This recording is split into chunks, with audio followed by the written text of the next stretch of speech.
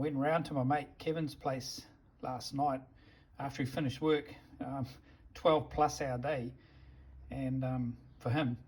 And I just wanted to talk to him about how this was going to be put together, assembled, welded up, all that sort of stuff.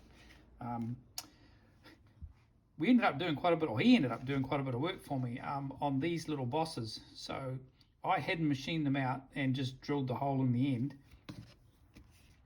to 30 seconds, which just happened to be the drill sitting on the lathe when I was working on these. So you know, it's close.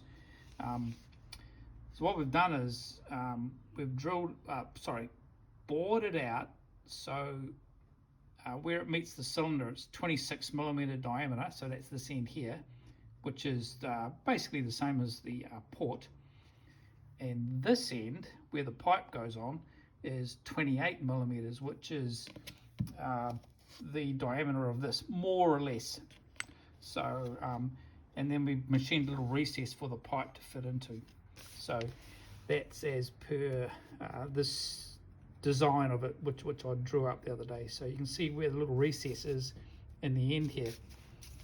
Now, the reason he went ahead and welded it, just tacked it on, is that the cut here, where the two pipes are going to be joined together, needs to be at right angle to this surface here.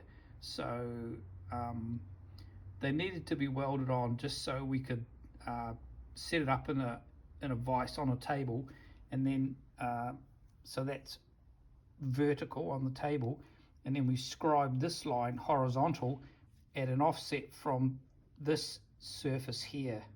So this surface here is relative to the center of this, and we know that between the two centers here and here is 60mm on the engine. So from that center to this cut needs to be 30mm, and if this one's cut exactly the same, when the two are together, the centers will be 60mm apart. That's the theory.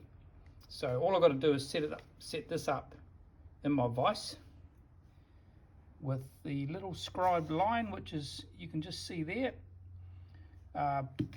level with the top of the jaws. This edge here vertical, which will make this line horizontal, and then I just got to cut into it using a disc grinder. That's the theory. Be interesting to see how it turns out.